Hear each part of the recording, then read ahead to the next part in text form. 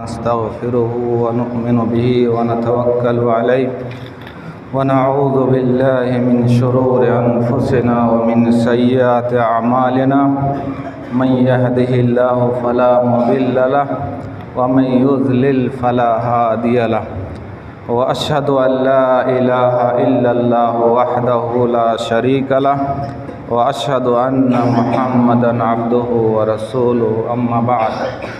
क़ाल अल्लाहु तआला फ़ी कलामिहिल मजीद व फ़ुरक़ानिहिल हमीद इन्न इद्दतश-शुहूरि इंदल्लाहि इत्ना अशरा शहरन फ़ी किताबिल्लाहि यौमा ख़लक़स-समावाति वल अर्ज़ मिन्हा अर्बअतुन हुरुम ज़ालिकद्दीनुल क़य्यिम फ़ला तज़लिमू फ़ीहिन्ना अनफ़ुसकुम इला आख़िरिल आया।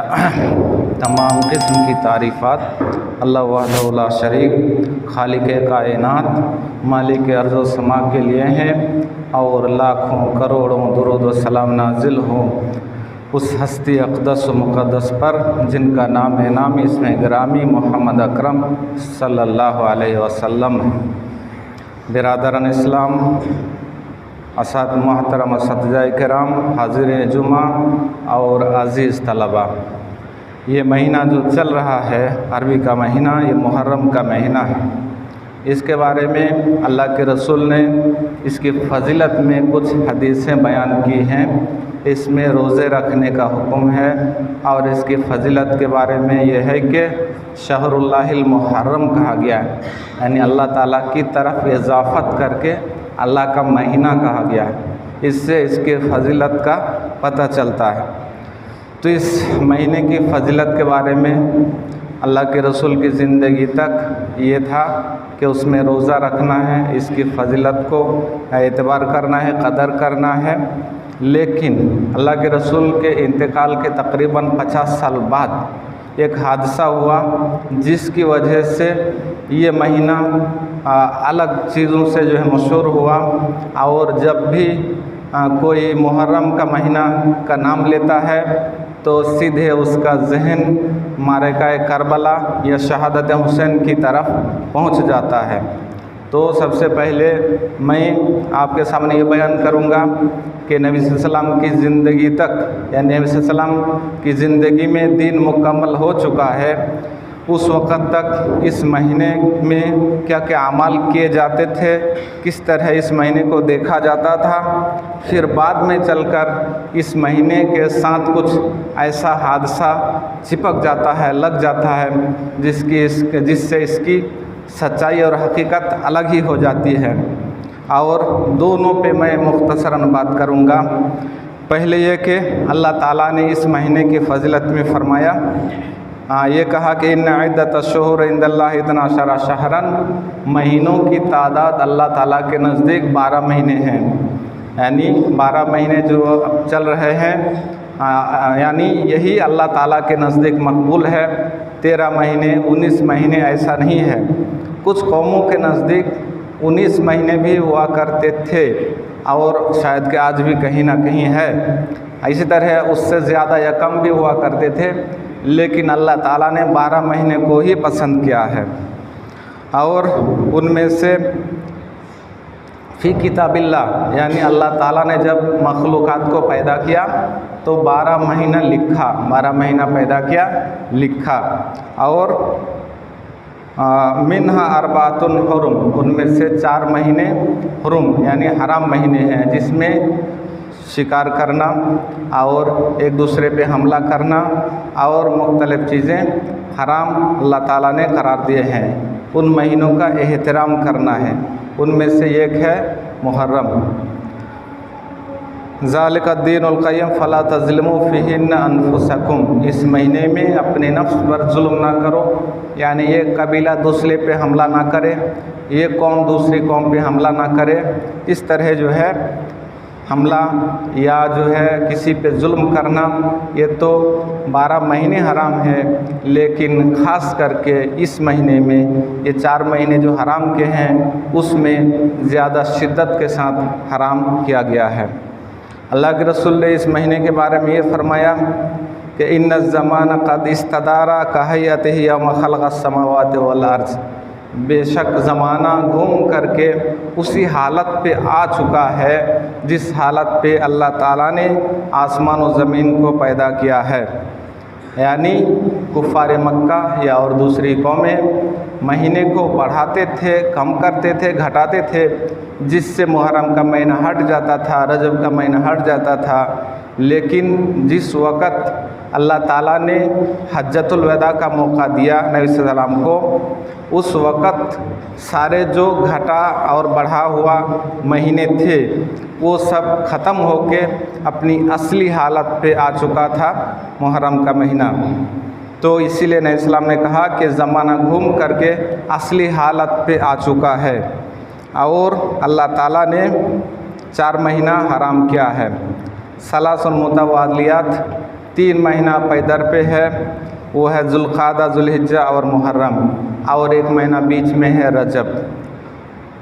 और रजब के बारे में कहा रजब मुज़र अल्लज़ी बैना जुमादा, यानी वो रजब महीना जो मुज़र कबीले का है। दूसरे कबीले रजब को हटा करके उसकी जगह दूसरा महीना रखा करते थे। इसकी फ़जीलत में बुखारी में एक हदीस है, नबी सल्लल्लाहु अलैहि वसल्लम ने फरमाया कि अफ़ज़लुस्सियाम बादा रमज़ान शहरुल्लाहिल मुहर्रम, रमज़ान के बाद सबसे बेहतरीन महीना अल्लाह ताला का मुहर्रम का महीना है। यानी रमज़ान के रोज़े के बाद सबसे बेहतरीन रोज़ा, सबसे फजीलत वाला रोज़ा मुहर्रम महीने का रोज़ा है। तो इस महीने में ख़ास तौर पे 10 तारीख को आशूरा को रोज़ा रखना चाहिए। और एक वजह से कि यहूद की मुखालफत करनी है, इसलिए उसके साथ एक दिन और मिलाना है। यहूद इस दिन रोज़ा रखते थे, किस वजह से रखते थे उसके बारे में बुखारी में एक हदीस है, इब्न अब्बास से रिवायत है। कहा कि नबी सल्लल्लाहु अलैहि वसल्लम मदीना आए, वल यहूद तसूम आशूरा, और यहूद लोग आशूरा का रोज़ा रखते थे, 10 मुहर्रम का रोज़ा रखते थे। पूछा गया क्यों रखते हो, तो उन लोगों ने कहा हाज़ा यौमुन ज़हरा फ़ीहि मूसा, यह दिन ऐसा है जिसमें अल्लाह ताला ने मूसा को नजात दी। फ़िरऔन से भागकर निकले और अल्लाह ताला ने उनको बचा लिया, फ़िरऔन को गर्क़याब कर दिया, डुबा दिया। तो इस खुशी में और इस शुक्राना के तौर पर यहूद रोज़ा रखते थे इस 10 तारीख का। तो नबी सल्लल्लाहु अलैहि वसल्लम ने फरमाया नहनु अहक्कु बिमूसा, हम ज़्यादा मूसा के करीब हैं, इसलिए हमें रोज़ा रखना चाहिए। लेकिन चूँकि वो लोग एक दिन रखते थे और यहूद हैं, इनकी आदतें बदअखलाकियाँ मशहूर हैं, इनकी मुखालफत करना है, इसलिए 10 तारीख के साथ एक दिन और मिलाना है। 11 तारीख मिलाना है या 9 तारीख मिलाना है।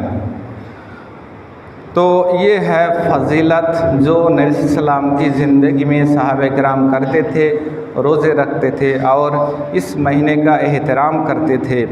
लेकिन नबी सल्लल्लाहु अलैहि वसल्लम के गुज़र जाने के तकरीबन 50 साल बाद 61 हिजरी में वो हादसा हुआ, जिसकी वजह से ये महीना बहुत ज़्यादा बदनाम है।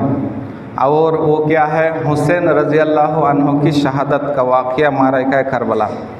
ये जो वाक़या है इसमें गलत रिवायतें, गलत कहानियाँ बेशुमार जुड़ गई हैं, इंतहाई दर्जे की जो है झूठी बातें इसमें जोड़ दी गई हैं। इसलिए जब भी हम इस वाक़या के ऊपर तहक़ीक़ करेंगे, रिसर्च करेंगे, तो हमें क्या करना चाहिए, सबसे पहले जो सनद के साथ रिवायतें हैं उसी को लेना चाहिए, जो बगैर सनद के रिवायतें हैं उसको नहीं मानना चाहिए। यानी झूठ कहाँ से आता है, बगैर सनद की रिवायतों से। जो रिवायतें सनद के साथ हैं उसमें आप तहक़ीक़ कर सकते हैं कि इन्होंने उससे सुना, उन्होंने उनसे सुना, इस तरीके से ये सारे लोग सच्चे हैं या झूठे हैं, यहाँ तहक़ीक़ आप कर सकते हैं। लेकिन जो रिवायतें बगैर इस्नाद के हैं उसमें आप तहक़ीक़ नहीं कर सकते हैं। और इसी रास्ते से झूठ जो है सरायत करता है, झूठ दाखिल होता है। तो पहली चीज़ ये है कि जो बगैर इस्नाद की रिवायतें हैं उसको हम नहीं लेंगे, तभी इनका इस किस्से को झूठों से पाक किया जा सकता है और झूठी कहानियों से पाक किया जा सकता है।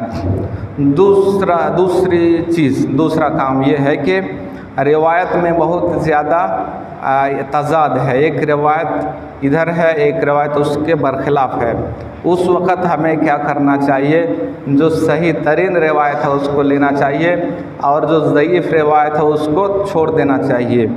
तो इस तरीके से हम सही और झूठ का पता लगा सकते हैं। और इसमें यह भी ध्यान रहना चाहिए कि इस वाक़ये में शिया रावियों की रिवायतें हैं, बहुत सारी हैं, उनसे बचने की हत्तल इम्कान कोशिश करना चाहिए। तो जैसे कि आप लोगों को बताया गया क्लासों में, वो ये है कि जो रिवायतें ज़ईफ़ हैं वो अक़ीदे से ताल्लुक़ नहीं रखते हैं, अहकाम से ताल्लुक़ नहीं रखते हैं, तो उसको कुछ हद तक लिया जा सकता है। लेकिन उसके मुकाबले में अगर सही रिवायत हैं तो उसको लेना होगा, ज़ईफ़ रिवायतों को छोड़ना होगा। इतनी तमहीद के बाद कि रिवायतों को कैसे लिया जाना चाहिए, अब जो असल वाक़या है उस पे दाखिल होते हैं। वो वाक़या की तफसील जो सही रिवायतें हैं उसके मुताबिक तफसील क्या है। सबसे पहले जो ज़ईफ़ रिवायतें हैं उसमें ये कहा गया है कि मुग़ीरा बिन शुअबा को अमीर मुआविया जो है हटा देना चाहते थे, माज़ूल कर देना चाहते थे। तो उस माज़ूली से बचने के लिए उन्होंने कहा कि आपको एक मशवरा देता हूँ, वो ये है कि आप अपने बेटे को वली अहद बना लीजिए, यज़ीद को वली अहद बना लीजिए। तब वो खुश हो गए और उनको माज़ूल नहीं किया, उनको गवर्नर बाकी रखा। और यहाँ से किस्सा जो है इस आलमिया का शुरू हो जाता है। इस रिवायत की वजह से जो लोग रिवायत के तहक़ीक़ करने वाले नहीं हैं, जो रिवायात के मुहक़्क़िक़ीन नहीं हैं, माहिरीन नहीं हैं, उस रिवायत को देखते हुए मुग़ीरा बिन शुअबा को बहुत ज़्यादा लान तान करते हैं, गालियाँ देते हैं। ख़ास तौर पे जमात इस्लामी के लोग और उनके जो इमाम हैं अल्लामा मौदूदी, उन्होंने जो मुग़ीरा बिन शुअबा है उनको जो है यानी इस वाक़ये का जो है बदतरीन मुजरिम करार दिया है और कहा कि इनकी वजह से ये करबला का वाक़या पेश आया। लेकिन ये क्या ये रिवायत सच है? सच नहीं है।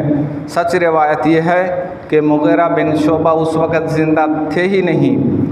जिस वक़्त वली अहद बनाने का जो है ये आया, सोच आई, उस वक़्त मुग़ीरा बिन शुअबा ज़िंदा थे ही नहीं। और मुग़ीरा बिन शुअबा एक बड़े सहाबी हैं, उनके बारे में ये सोचना कि उन्होंने चापलूसी करके ये राय मशवरा दी, ये बहुत बड़ा जो है जुर्म है, गुनाह का काम है।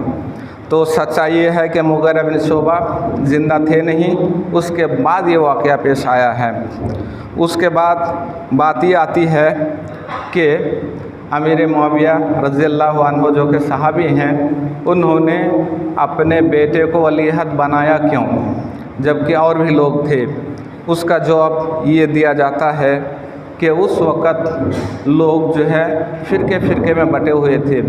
जो अहले कूफ़ा थे वो जो है अहले शाम को नहीं मानते थे, जो अहले शाम है वो अहले कूफ़ा को नहीं मानते, जो अहले हिजाज़ हैं वो दूसरों को नहीं मानते थे। इस तरह अमीर मुआविया ने देखा कि हिजाज़ से किसी को बनाएंगे तो अहले शाम उसको नहीं मानेंगे, अहले कूफ़ा उनको नहीं मानेंगे। कूफ़ा से किसी को बनाएंगे तो अहले शाम और दूसरे लोग नहीं मानेंगे। हाँ, लेकिन अगर मुल्क शाम से बनाते हैं जो उनका बेटा है, तो अहले शाम जो कि सबसे ज़्यादा ताकतवर थे वो उनके साथ हैं और रहे भी, और अहले कूफ़ा को काबू कर लिया जा सकता है और अहले हिजाज़ को समझा लिया जा सकता है। इस तरह सोच करके उन्होंने अपने बेटे को वली अहद बनाया, क्योंकि और दूसरे को बनाने से आपस का टकराव शुरू हो जाता, आपस की लड़ाई शुरू हो जाती और एक दोबारा खून रेज़ी हो जाती। ये उनकी सोच थी, जिसकी वजह से उन्होंने अपने बेटे को वली अहद बनाया, चुना है। ये इज्तिहाद है, इज्तिहाद में गलती हो सकती है। और आपने हदीस में पढ़ा कि लिल मुज्तहिद, अगर इज्तिहाद करने वाला सही इज्तिहाद करे तो उसके लिए डबल नेकी है, और अगर गलत इज्तिहाद करे तो एक नेकी है। इज्तिहाद करने वाला अगर गलत इज्तिहाद करे तो एक नेकी है। तो अमीर मुआविया के बारे में भी ये हमें सोचना होगा कि उन्होंने इज्तिहाद किया, अगरचे गलत किया, लेकिन उनके लिए सवाब है, नेकी है। दूसरी चीज़ ये है कि वो ये नहीं मानते थे कि जो तक़वा परहेज़गारी में अफजल है उसी को अमीर होना चाहिए, बल्कि अमीर होना अलग बात है और तक़वा परहेज़गारी अलग बात है। तक़वा परहेज़गारी के एतबार से यजीद से बढ़कर बहुत सारे लोग थे, लेकिन सियासत को देखते हुए और लोगों को उनके साथ जो जमात थी उसकी मजबूती को देखते हुए उन्होंने अपना जानशीन बनाया। इसके बाद ये है कि जब उन्होंने बनाया तो उससे पहले क्या हालात थे। कहा जाता है कि जब अमीर मुआविया के हाथ पे हसन रज़ी अल्लाह उन्होंने बैअत कर लिया था, उसके बाद से ही अहले कूफा उनको खतूत भेजा करते थे कि आप जो है अमीर मुआविया के ख़िलाफ़ उठ खड़े हो जाइए, बगावत कीजिए, हम आपके साथ हैं। लेकिन इमाम हसन रज़ी अल्लाह अन्हु ने एक ना सुनी और वो जो है अमीर मुआविया से जो बैअत किए थे उसी के ऊपर डटे रहे, बाकी रहे। उनकी वफ़ात हो गई। वफ़ात होने के बाद जब हज़रत हुसैन रज़ी अल्लाह अन्हु को अहले कूफा की नज़र में लगा कि उनकी वफ़ात के बाद हुसैन रज़ी अल्लाह अन्हु मुस्तहिक़ खिलाफत है, उनके पास खतूत भेजने लगे। उससे पहले हसन रज़ी अल्लाह अन्हु के पास जितने खतूत आते थे उनको पढ़े बगैर जो है पानी में डाल देते थे, जला देते थे, उनका एक ख़त भी नहीं पढ़ते थे। लेकिन हुसैन रज़ी अल्लाह अन्हु उनके खतूत को पढ़ते थे, उनको जवाब भी देते थे। इस तरीके से जब अमीर मुआविया का इंतकाल हुआ, उससे पहले अमीर मुआविया के इंतकाल से पहले उन्होंने बैअत ले लिया था। अहले शाम रज़ामंदी से बैअत कर लिए थे, अहले कूफा को डरा धमका के बैअत लिया गया था और अहले मदीना में अक्सर लोग बैअत कर लिए थे। लेकिन कुछ 4 लोग थे जिन्होंने बैअत नहीं की थी। उसी हालत में अमीर मुआविया का इंतकाल हो गया और उसके बाद जो है यजीद को वहाँ के लोगों ने बादशाह बना लिया, अमीर बना लिया।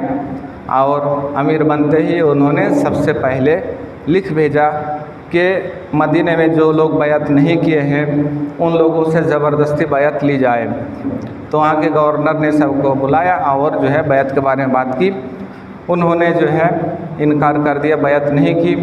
इसी हालत में था कि अहले कूफा ने हुसैन रज़ी अल्लाह अन्हु को खतूत भेजना शुरू किया और ये खतूत उन पर असर डाला और वो जाने के लिए तैयार हो गए। जाने के लिए जब तैयार हुए, लोगों ने मना किया। उनमें से कुछ सहाबा जो जैसे इब्ने अब्बास थे, मोहम्मद बिन अल हनफिया थे, वो लोग कह रहे थे वहाँ उन लोगों का कोई एतबार नहीं है, भरोसा नहीं किया जा सकता है, आप वहाँ ना जाएं। ये आपके वालिद के साथ भी ऐसा कर चुके हैं, धोखा कर चुके हैं, आपके भाई के साथ भी धोखा कर चुके हैं, आप वहाँ ना जाएं। और कुछ लोगों ने ये समझाया कि जो ये हुकूमत चल रही है इसमें जो है तफरका होगा और इससे उम्मत को ख़तरा होगा। लेकिन हुसैन रज़ी अल्लाह अन्हु ने कहा कि मैं लड़ाई के लिए नहीं जा रहा हूँ, मैं कोई जंग करने के लिए नहीं जा रहा हूँ, बल्कि वहाँ के लोगों ने बुलाया है और वो देखने के लिए जा रहा हूँ। उसके बाद जो है वो निकल गए और निकलने के बाद 8 तारीख को वहाँ से निकले और 8 तारीख को निकलने के बाद 8 तारीख यानी यौमुत तरबिया होता है 10 मुहर्रम से ज़िलहिज्जा के 8 तारीख को, यानी मुहर्रम महीना से तकरीबन 22 दिन पहले तो मक्का से मदीना के पास से गुज़रते हुए कूफा के पास पहुँचे। तकरीबन 8 तारीख से लेकर के 8 मुहर्रम तक लगभग 1 महीना लग गया वहाँ तक पहुँचने में। तेज़ रफ्तार सवारियों का ज़माना नहीं था, वक्त लगता था। कूफा की दूरी लगभग 1500 किलोमीटर से कम नहीं है। जब कूफा के करीब पहुँचे तो यजीद को पता चला कि हुसैन रज़ी अल्लाह अन्हु कूफा के लिए जो है रवाना हो चुके हैं। तो उन्होंने यजीद ने जो बसरा का गवर्नर था इब्ने ज़ियाद, उसको कहा कि कूफा की गवर्नरी भी तुमको दी जाती है और कूफा को संभालो। तो इब्ने ज़ियाद बसरा से रवाना होकर कूफा गया और वहाँ अपने हाथ में कंट्रोल ले लिया और 2 काम किया। ये काम ये किया कि कूफा के चारों तरफ पहरा लगा दिया कि कोई कुफा के अंदर दाखिल ना हो सके, कोई बाहर ना जा सके। इसी दौरान हुसैन रज़ियल्लाहु अन्हु ने 2 कासिद भेजे थे कि जो है अहले कुफा को ख़बर करो कि हम करीब आ चुके हैं। तो इब्न ज़ियाद के जो पहरेदार थे उन लोगों ने पकड़ कर उनको कत्ल कर दिया। और इस कत्ल से अहले कुफा पर इतनी हैबत बैठी कि वो लोग जो है सारे के सारे इब्न ज़ियाद के तरफदार हो गए और हुसैन रज़ियल्लाहु अन्हु के दुश्मन हो गए। उसके बाद इब्न ज़ियाद ने 1000 की फ़ौज देकर हुर बिन कैस को हुसैन रज़ियल्लाहु अन्हु का पीछा करने के लिए भेजा कि 1000 फ़ौज लेकर जाओ, वो जहाँ कहीं पहुँचे उनके साथ लगे रहो, पीछे लगे रहो। और 4000 की फ़ौज उमर बिन साद बिन अबी वक्कास को दे करके भेजा कि ये मुकाबला करना है उनके साथ। और ये 4000 की फ़ौज जो रई है वहाँ पे कौम दैलम से लड़ाई करने, काफिरों से लड़ाई करने के लिए इस फ़ौज को तैयार किया गया था, 4000 की फ़ौज। लेकिन इस वक्त उनको रोक दिया गया, वहाँ जिहाद के लिए नहीं भेजा, बल्कि हुसैन रज़ियल्लाहु अन्हु का मुकाबला करने के लिए उनको जो है सामने किया। जो फ़ौज का रईस था उमर बिन साद, उसने इनकार किया, लेकिन उसको धमकी दी गई कि अगर तुमने नहीं माना तो तुमको माज़ूल कर दिया जाएगा और कभी भी जो है तुमको अमीर नहीं बनाया जाएगा और तुम्हारा घर गिरा दिया जाएगा। इस तरह धमकियों से वो डर गया और लालच से जो है वो उनके बातों में आ गया। फिर ये 4000 की फ़ौज भी आगे बढ़ी और हुसैन रज़ियल्लाहु अन्हु जब करबला के मैदान में थे तो ये सामने आके पड़ाव डाल दिया। फिर आमने सामने बातचीत होती रही। हुसैन रज़ियल्लाहु अन्हु ने 3 शर्तें रखी कि अगर अहले कुफा ने मुझे बुला भेजा था, मैं आया उनके बुलाने पर, अगर वो नहीं चाहते हैं तो मैं वापस जा सकता हूँ, मक्का से आया हूँ वहाँ वापस जा सकता हूँ, या फिर यजीद के पास पहुँचने दो, उनके साथ मिल कर के हम सुलह कर लेंगे, मुसालहत कर लेंगे, या फिर हमें जो आलम इस्लाम है, मुसलमानों की सरहदें हैं, वहाँ से बाहर जाने दो, हम काफिरों से लड़ कर के जिहाद करेंगे और शहीद हो जाएंगे। लेकिन इन तीनों शर्तों को जो मुनासिब शर्तें थी इब्न ज़ियाद ने नहीं माना और इनकार कर दिया और ये कहा कि मेरे हाथ बैत करो और फिर हम जैसा चाहेंगे वैसा करेंगे। ये ज़िल्लत हुसैन रज़ियल्लाहु अन्हु को बर्दाश्त नहीं थी, उन्होंने कबूल नहीं किया। फिर आखिरकार लड़ाई हुई और उसमें हुसैन रज़ियल्लाहु अन्हु के साथ जितने लोग थे सब के सब शहीद हो गए और सिर्फ औरतें और बच्चे बचे। इस लड़ाई में तकरीबन 72 लोग इस तरफ से शहीद हुए और तकरीबन 88 लोग कूफा की फ़ौज में से मारे गए। और इस लड़ाई के बाद हुसैन रज़ियल्लाहु अन्हु का सर काटकर इब्न ज़ियाद के पास भेजा गया, लाया गया। हुसैन रज़ियल्लाहु अन्हु को कत्ल करने वाला, शहीद करने वाला कौन था, उसके बारे में जो रिवायतें हैं उन रिवायतों में ये लिखा है कि अहले कुफा अगरचे लड़ रहे थे हुसैन रज़ियल्लाहु अन्हु से, लेकिन वो डरते थे कि और सबको कत्ल कर सकते हैं, लेकिन मेरे हाथ से हुसैन रज़ियल्लाहु अन्हु कत्ल ना हो जाए, इस चीज़ से बचते थे। लेकिन शिमर जो एक फ़ौजी कमांडर था, उसने लोगों को भड़काया और धमकियां दी। तो एक आदमी आगे बढ़ा जिसका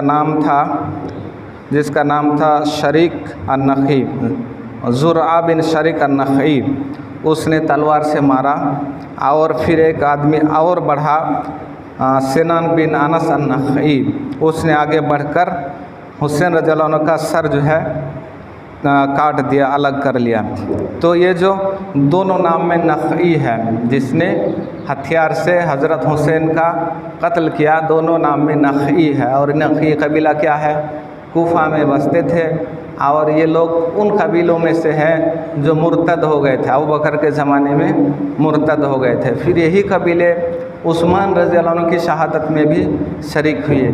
इस तरह बदतरीन लोग जो है कूफा में बहुत ज़्यादा थे, जिनमें से कुछ का ईमान का पता नहीं है, यानी ईमानदार भी नहीं थे, ईमानदार नहीं थे कुछ लोग। उसकी दलील क्या है, एक रिवायत में है कि जो रावी हैं वो कहते हैं कि मेरा एक पड़ोसी था कुफा में, वो कहता था कि अल्लाह ताला इस फासिक और इसके बाप को हलाक करे, यानी हुसैन को भी फासिक करें, उसके बाप हज़रत अली को भी फासिक करें।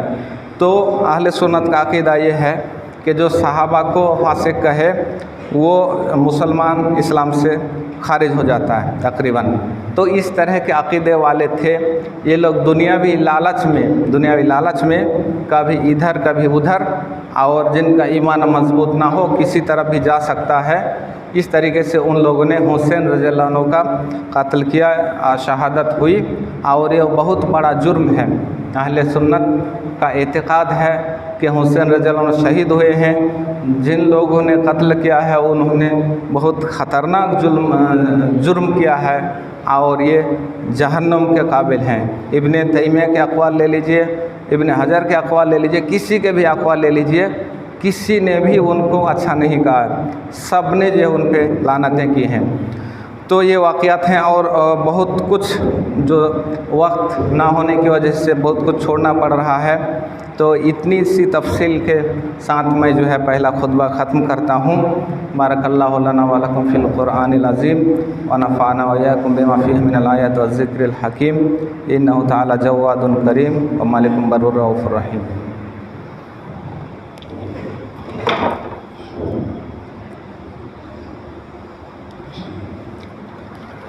अल्हम्दुलिल्लाहि अला इहसानिही व शुक्रु लहु अला तौफ़ीक़िही व इम्तिनानिही व अशहदु अल्ला इलाहा इल्लल्लाहु वहदहु ला शरीका लहु तअज़ीमन लिशानिही व अशहदु अन्ना मुहम्मदन अब्दुहु व रसूलुहु अद्दाई इला रिज़वानिही सल्लल्लाहु अलैहि व अला आलिहि व अस्हाबिही व इख़वानिही व सल्लमा तस्लीमन कसीरन अम्मा बाद।